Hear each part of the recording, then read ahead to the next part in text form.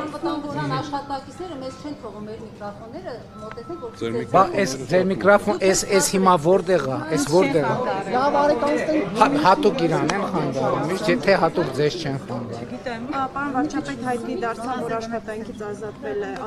չգիտեմ, դուք հստակեցրեք անվտանգության ծառայության տնօրեն Արմեն Աբազյանը, ինչ պատճառով եք իրեն աշխատանքից ազատել, արդյոք ձեր որոշումը կապ ունի երեկվա Սամվել Կարապետյանի տանը իրականացվող գործընթացների։ Միկրոֆոնները ոնց եք բանվում, մի քիչ հետ տանեն։ Արդյոք ձեր որոշումը կապ ունի երեք Սամվել Կարապետյանի տանը իրականացվող գործողությունների եւ նաեւ հայ առաքելական եկեղեցու հոգեվորականների վերաբերյալ ձեր գրառումների հայտարարությունների հետ։ Արմեն Աբազյանը իմ վարչապետության օրոք ամենաերկարն է եղել ազգային անվտանգության ծառայության տնօրենի պաշտոնում եւ աշխատել է ամենաբարդ շրջանում 2020 թվականի նոյեմբերից եւ նրա պաշտոնավարման ողջ ընթացքը եղել է չափազանց բարդ եւ ես կարծում եմ, որ նա արժանացել է, որ մի քիչ հանգստանա, որովհետեւ այս 4 ավելի մի րոպե 5 տարի այդ լարված պայմաններում աշխատել է ազգային անվտանգության ծառայության տնօրենի պաշտոնին, կարծում եմ հասկանում եք, որ հեշտ չի։ Իմ նշած հանգամանքների հետ կապ չունի։ Գիտեք, ձեր նշած հանգամանքների հետ ուղղակի կապ ունի իմ նշած հանգամանքների հետ, իսկ ընդհանրապես ազգային անվտանգության ծառայության տնօրենի աշխատանքը առնչվում է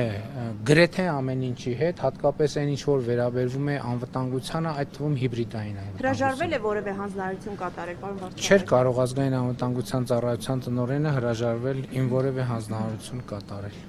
Պարոն Փաշինյան, Սամվել Կարապետյանի շուրջ ընթացող իրադարձությունները ինչու սկսեց, ասպես ասենք, արշավ բռնեցին այն հայտարարությունից հետո, որ արեց Կարապետյանը եկեղեցու մասին, սկսվեց այդ ամբողջ այդ հայտարարությունը եկեղեցու մասին չէր, այդ հայտարարությունը Հայաստանի Հանրապետության մասին էր եւ փորձ էր արվում տպավորություն ստեղծել, թե Հայաստանի Հանրապետությունում կարող են գալ ինչ որ մարդիկ, ինչ որ տեղերից եւ ինչպես իրենք են ասում իրենց ձևերով ինչ որ բան անել եւ Հայաստանի Հանրապետությունը ունի արձագանքի կոնկրետ լծակներ եւ ես չեմ հանդուրժի ընդհանրապես որ որևէ մեկի լեզուն պտտվի տենց բան ասի։ Ես ընդհանրապես խորհուրդ եմ տալիս որ որևէ մեկի լեզուն չպտտվի տենց բան ասի, որովհետեւ գիտեք Հայաստանի Հանրապետությունը ժողովրդավարական երկիր է եւ Հայաստանի Հանրապետությունում յուրաքանչյուրը ունի կարծիք արտահայտելու հավաքներ անցկացնելու, քաղաքական եւ հանրային կյանքի մասնակցելու իրավունք, բայց Հայաստանի Հանրապետությանը սպառնալ որևէ մեկը չի կարող եւ ես ինչքան էլ ժողովրդավարություն ամենակոշտ եւ ամենակոպիտ միջոցները կձեռնարկեմ ցանկացած նման դեպքում։ Այսինքն կանոներ սպառնալիքը ասեց, որ ես կլինեմ եկեղեցու Կարապետյանը, գիտեք ինչ, Կարապետյանը ասաց, որ մենք եթե քաղաքական գործիչներին չհաջողվի,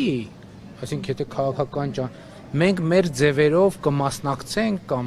կմիջամտնենք եւ այլն եւ այդպես շարունակ։ Դա